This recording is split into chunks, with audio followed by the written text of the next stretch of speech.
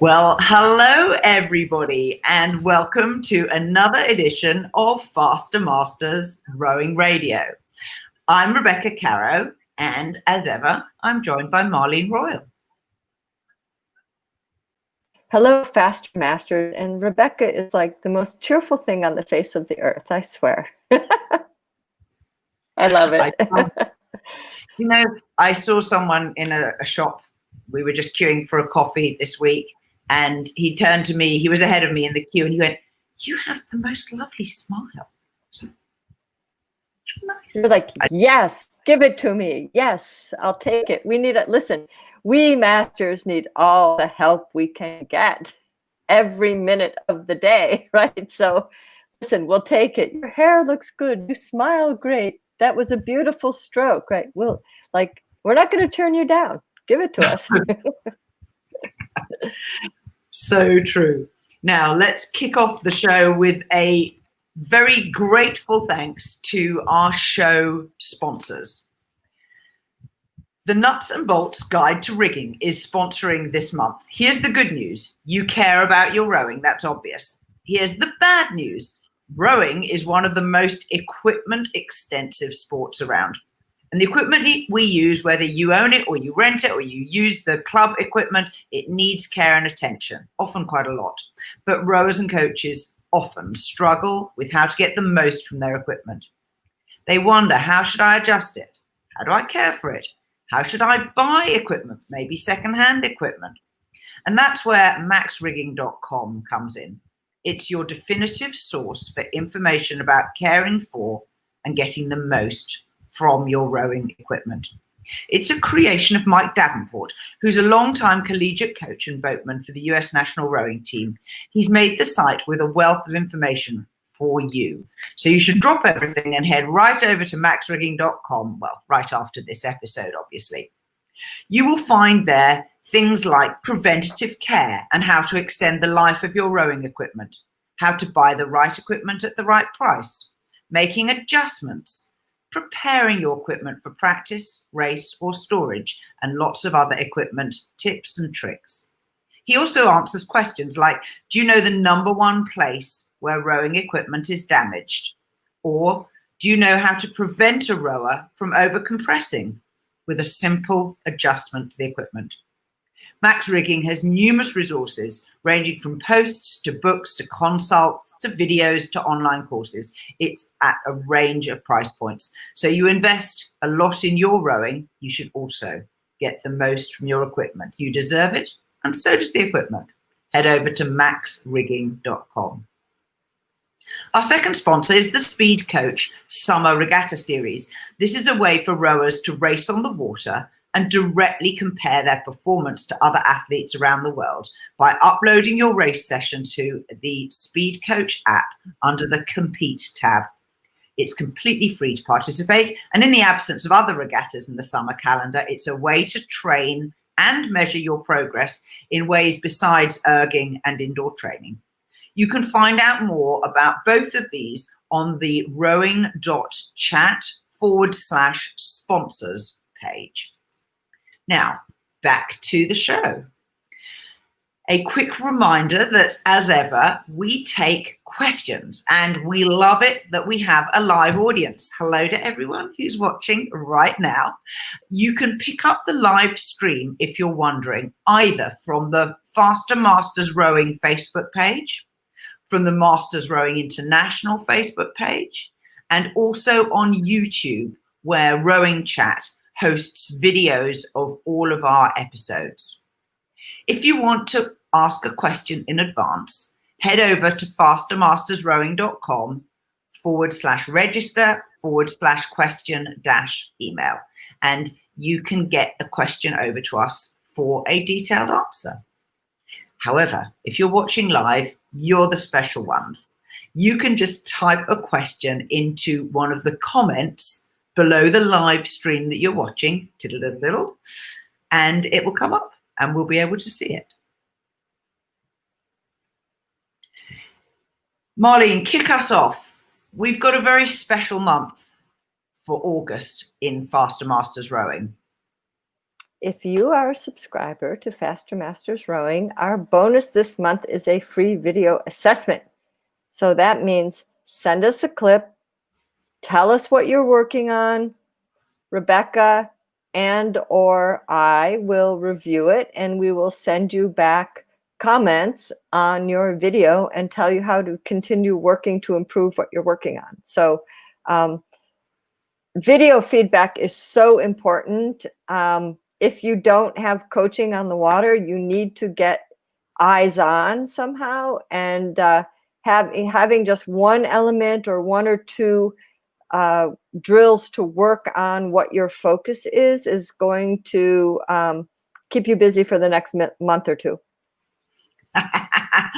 And trust me, when Marlene gives you one thing to work on, it'll keep you busy for more than a month or two. It's a great bonus. And just as a comparison, if you want just a standalone video, which is more than just this assessment, you can buy one straight off the website. It's $49. However, if you want the video assessment, which is a lighter version of the same, for $39, you get 2 months training program, land training, technique, performance module, rowing lifestyle module, and of course this bonus. So we think this is pretty special. It's definitely a cool package. There's no doubt about it. You know, we all need to get better. I mean, if we don't get better, what are we doing, right? Treading water and getting old slowly. Right. Is it air or is it water, right? So gotta keep. Now, if you're interested in seeing Marlene speak, she is going to be on a webinar that's tomorrow. It's August the 5th, US time, and it's being hosted by Craftsbury, who are a wonderful training camp venue. Marlene, what are you going to be covering? Tomorrow, my webinar is called Improving Movement and Technique as You Age. And basically, I'm going to discuss how to improve movement and adapt your technique so you can continue making technical gains while managing physical challenges. We all have them as we get older. And I'm going to address posture, joint protection, range of motion, technical priorities. I'm going to review a mini movement assessment. And I'm also going to touch on rigging tips so that you can get the most out of your boat. And this fits in really well with our sponsor, Mike Davenport, who is, you know, I'm just going to say it. He's a rigging guru. He knows his stuff. And you're not going to perform your best if your boat is not rigged the best way. And as masters, we have special considerations based on our changes in strength and range of motion, flexibility, et cetera, that we have to rig around and to optimize the boat. But there's absolutely tons of ways to do that. So that's a little bit what I'm going to touch on. It's a huge topic.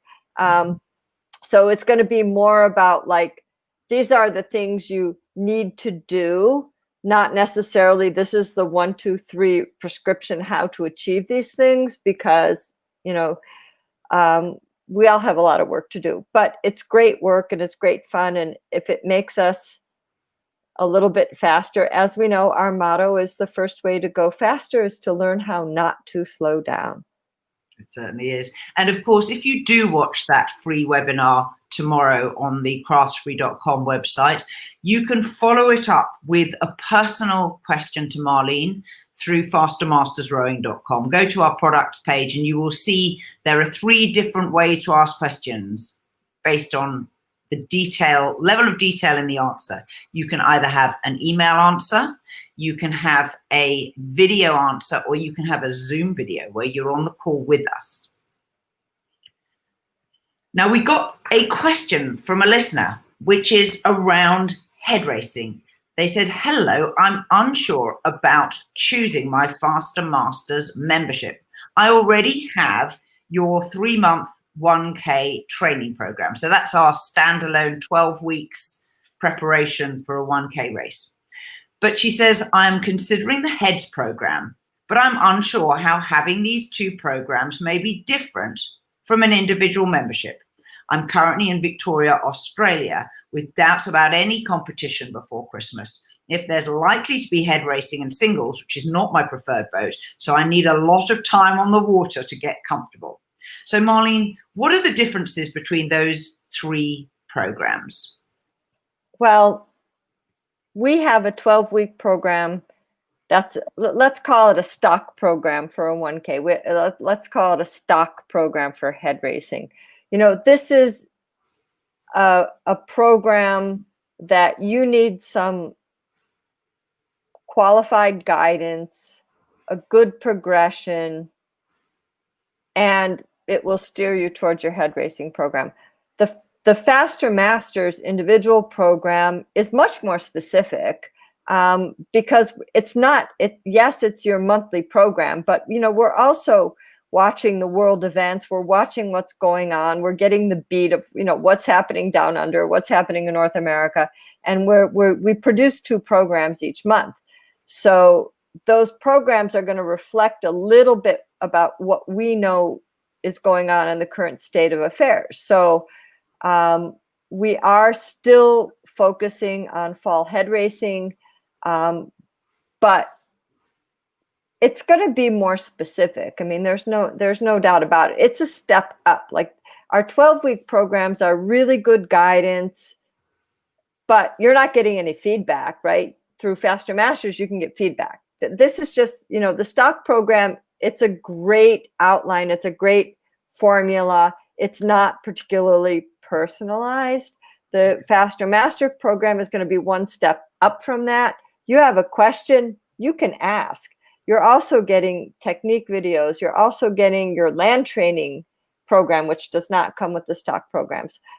You're also getting input, like, this is what we think is going on right now. Let's work on this. So, you know, we're trying to keep the monthly program up to date with the current situation. So it's not a carbon copy of what we did last August, for example, because our situation is different, you know. So it's definitely more specific, and you have access to support. You can send us, if you're a Faster Masters subscriber, you can send us a question with your need or advice, what you want for advice, and we're going to answer it.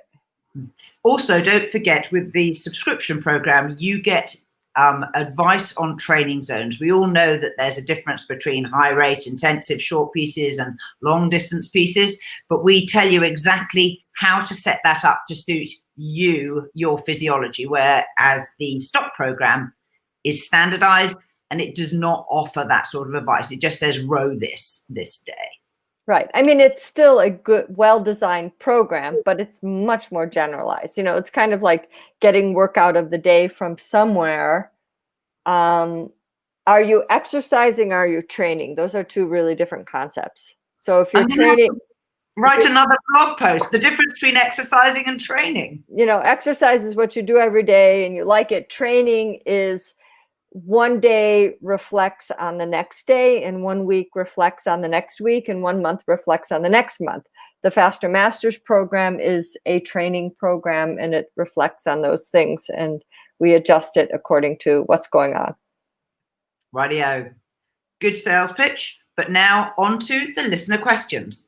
Now, we've got a question in from Maria Oza Gomez, who says, I'm a new sculler here. I rode sweep in college many, many years ago. What stretches or warm-ups do you do for your forearms? Mine are getting awfully tight and achy. This is a common problem. Now, for myself, when I was a beginner sculler, I had this borrowed boat. It was from the club, and it was a heavy little wooden single. And I remember I would finish my outing, and I had to lift the single up to, it was around about my shoulder height to get it back on the rack. And my arms were so tired, I couldn't even lift the boat on my own. Now, is she sculling now? Yeah. Okay. First of all, oh, yeah, it's a big topic. I mean, we've all been through it. We've all been through like wooden forearms. First thing is, what is the size of the oar handle that you're rowing with? Okay. If you're rowing with an oar handle that is way too big for your hand, that's probably going to influence your forearm tightness. As far as personally warm-ups for forearms, I don't do anything before I get in the boat. That's just not, it's not even really a focus. I would put the focus more on establishing your correct hand placement on the handle, because that's more than likely you're doing the Harley Davidson version of feathering and squaring, which is putting a lot of stress on your gripping and flexing the wrist is the first thing to tighten up your forearms and put a lot of stress on your carpal tunnel. So I suspect that if you reposition your hands, so I would say sit at 3/4 slide, put your blade square in the water, now put your hands on the oar handles and make sure that your knuckles are on the top parallel to the handle. Yes, like Rebecca's showing. I'm just going to show you that you should have a straight line from your knuckle to your wrist to your elbow. I'm holding this high so you can see it on the video. What you can also see is that from my knuckle down my fingers is not totally vertical, but it's very nearly vertical. If you have the Harley Davidson even slightly and your wrist is cocked, you will also see that your fingers are not vertical, particularly like this. Right. So you want to be horizontal and then feather into your fingers so that ideally you barely move your wrist at all. Right. I mean, and that takes a little bit of practice. The other thing is making sure, I'll do this too, so that your palm is not on the handle. Okay. This is going to create a lot of problems. You need to remove the palm from the handle. So when, like Rebecca showed, when you put your hand on the handle, you need space underneath here. Okay. If you're like that, this is very stressful, and that's going to tighten up your forearm. So I think that you don't need to warm up your forearm if you have the correct hand placement. However, if you do need to stretch your forearm, as a hand therapist, what you want to do is you want to put your hand out straight, your arm straight, and you want to pull back on each finger individually, your flexors, and then you want to flex your wrist down like that, and you want to stretch out your forearm afterwards. I don't think you need to do it as warm up before, but I do think you need to work on this ability to flex and open at this joint right here, like Rebecca was showing us. That's going to take some work on land because your extensors are not prepared to do that yet. So I think my last point is let the oar locks in the water support the oar. You don't have to hold the oar. The oar locks will hold the oar when the blade is in the air. The water will hold the oar when the oar is in the water. You really just have to guide it and follow it. So trying to completely loosen your hands and row as lightly as possible will take that stress out of your forearms. Absolutely right. And you do get better, trust me. I sometimes when I'm concentrating don't notice how tight I'm gripping. And so my little trick is to play the piano, wiggle my fingers when I'm on the recovery. So all the time, yep. Yeah, it just allows you just to check in on my hands tight or loose. And if they're loose, that's fine. And if they're tight, you will notice it because it's hard to move your fingers, and that will remind you. And if you're starting to go a little harder, it doesn't mean you have to grip the oar harder. So, you know, the first thing we think of, oh, we want to go faster. But no.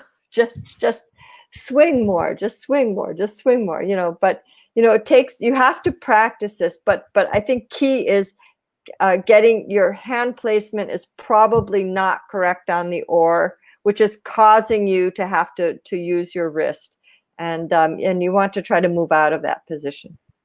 Absolutely. And if you're a sweep rower and you also get tight forearms, I would say the exact same thing. Chances are you're gripping too tightly, particularly with your inside hand. I see a lot of sweep rowers that are very inside arm dominant, and you can tell that because as they roll forwards, you see they lift off with their outside hand. I mean, sometimes they have the oar just sort of barely holding on and their thumb is floating, or sometimes their little finger is like off.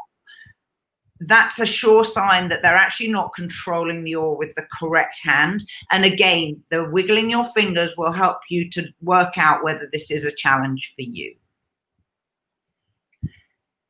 Let's move on. Our big topic today is improving blade work. Listen up, Faster Masters, because Marlene is on the warpath.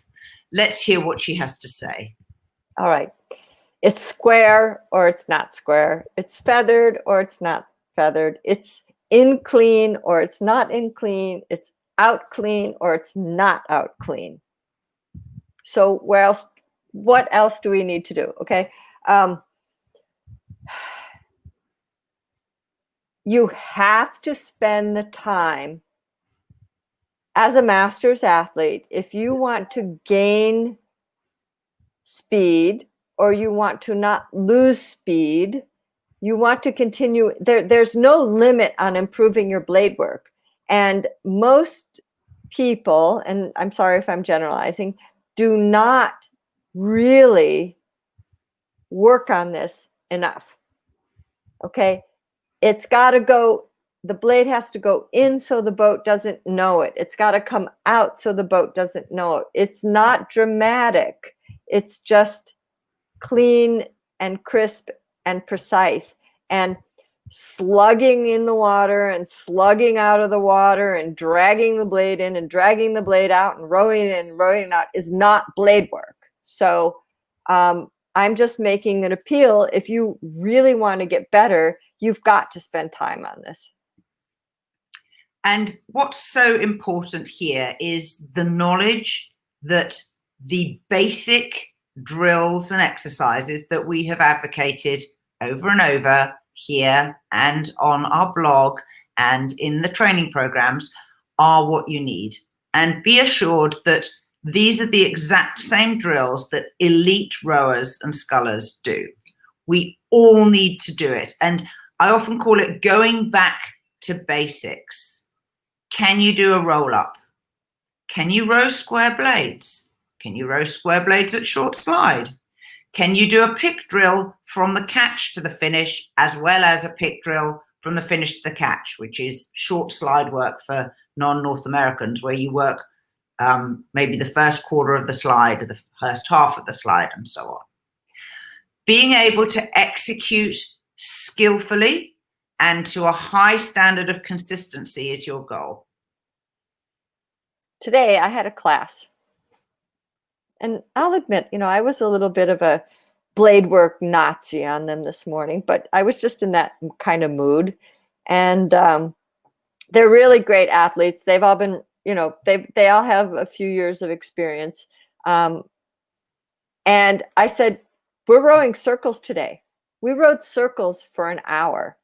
They thought I was crazy. And I said, I want you to watch your blade.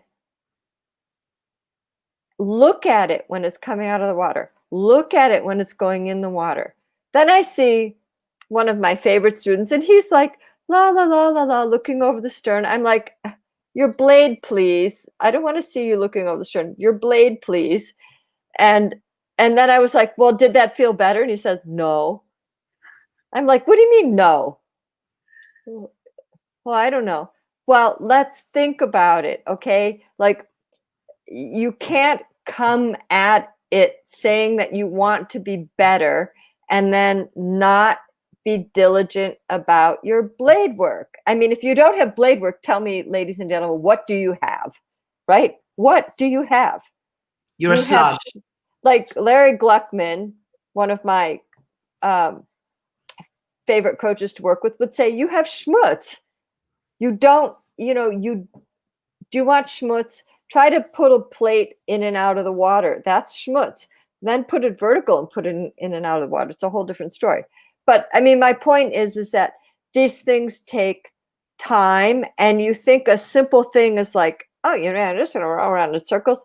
Yes, my dear, you're going to row around in circles. You're going to do it with no slide. You're going to do it at quarter slide. You're going to do it half slide.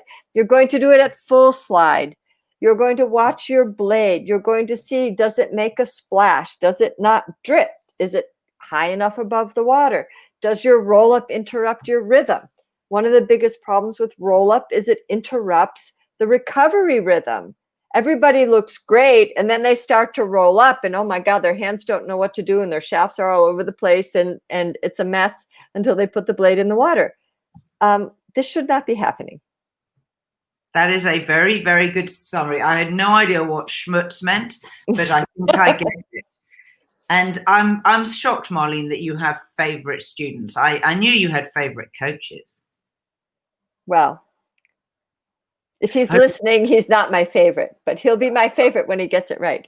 No, all my students are my favorite. They're all just really different. You know, they're all different. You know, I have a class right now of a woman who's been rowing for 12 years, who just started in the single 3 years ago. I have a woman who just started sculling 3 years ago, who's a great athlete. I have a man who is new to our club who rowed and sculled for 12 years but never had coaching. And then I have somebody who just started under me 3 weeks ago. So it's an interesting group, but they're all working on the same things. That's the point. That's the basics. And I said elite, and we have an elite program, high performance program that rows out of our same space on the beach. 3 girls are on the Canadian national team. They're doing the same drills. I find that reassuring that you know, there's really very little that changes. What changes is your ability to execute to a higher standard. Yeah, and I mean, you have to know what you want. I think that's the main factor, that if you don't understand what you want your blade to do, you are not going to find that movement. You have to know what you want it to do. So you have to first get to the point that you have, it doesn't matter whether you can do it. You have to get to the point that you understand what you want it to look like when it's going in the water. That's step one. You know, so rowing circles is great. And, you know, our high performance rowers, they were out there today. What are they doing? Rowing in place. They do rowing in place for 10 minutes to warm up. Then they do circles. I mean, it's like, you guys just did it for the first day, but they're going to do it more, and they're getting it. Maybe I'll show a video of my crew. We were, I'll think about it for next week. We were doing some roll-ups in a quad. Yeah, you can see the things that we get wrong and how we make small incremental progressions to getting it more right.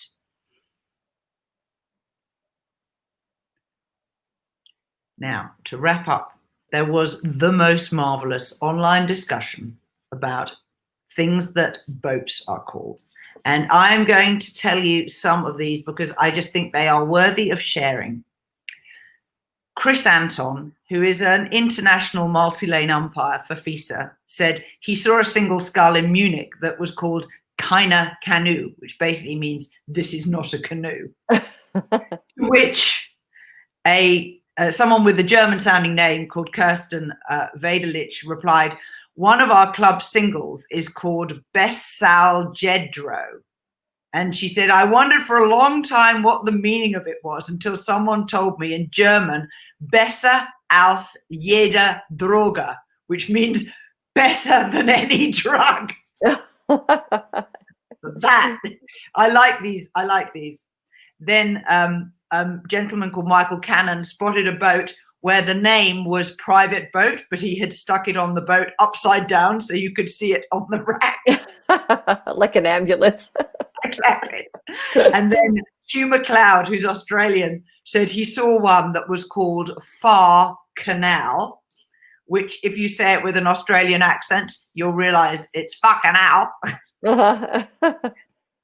And another lady called Fee Gladys said there's a man at Abbotsford Rowing Club in Sydney, Australia, who has a single scull called Wide Load, which I definitely like.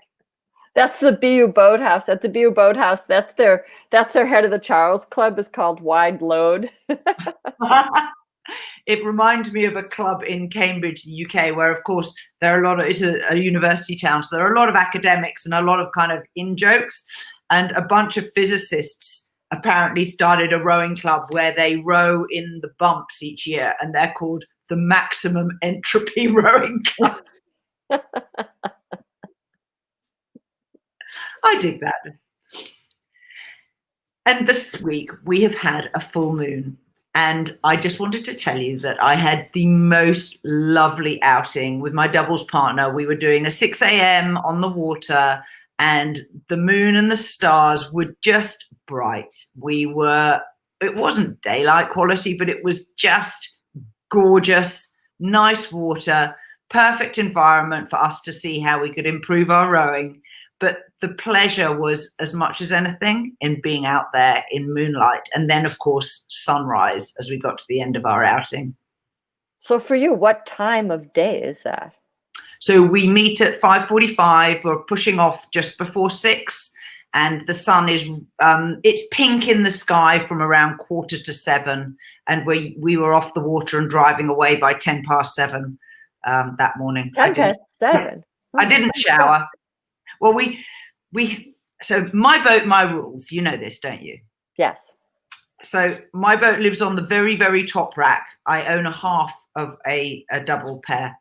And the rule is we have to wipe it down after every outing, because we row in fresh water. We actually don't have to wash the boats, but except we tend to do that at weekends. We have a little more time. But we have towels. And so we towel it down. And then I have this small challenge, which is the hatch covers seal very, very tightly. And so we do a quarter turn to loosen them off, because I've had this problem when the temperature changes significantly, it makes a vacuum seal. And then I can't get them undone. So we have to do that. And we wipe everything down. And then we put the boat back on the rack. And then my doubles partner has 2 young kids. And so she likes to be home just as they're waking up. I mean, I say they're young, sorry. They're 12 and 15. But again, she likes to be there. They know she goes rowing. Mm-hmm. So she likes to be there. And of course, her other half is heading off to work as well. So we are really, really focused. Right, do it, go. Yeah, it is a tight schedule. Absolutely. We used to row under the full moon in Boston, but that was in the middle of the night. That was in the old days, everybody. That was in the old days. That was back in the 80s, where we could go out in the middle of the night in the summer and row on the river when we all had keys to boathouses. It's kind of probably not like that anymore, but we would go out and row on a beautiful July night or August night when it was hot, because the whole river was lit up, and we had some of the best rows then. But anyway, those were the old days. You get a lot of ambient light in a city, don't you? Even if there isn't direct light, that I often find that the street lamps almost like reflect off cloud cover sometimes. You actually can quite well. It was fun. There are fun times, and I think part of the joy of our sport is enjoying those external factors, regardless of how your outing's going. I personally try to. It's called mindfulness now, isn't it? Yes, that's what it's called now. Mind, body, stress relief. Yeah. So tell us, John Kabat-Zinn, right? Tell us your favorite moment where you've enjoyed being outside. Whether maybe there's some moonlight stories. Let's have some moonlight stories for the next episode. Yeah, I think that's good. I mean, you know what? I'm just happy whenever I get in my boat. I mean, I can't get in my boat and be in a bad mood. It's like eating ice cream. I used to work at Tuscanini's Ice Cream in Boston and Cambridge. It's a very famous ice cream parlor.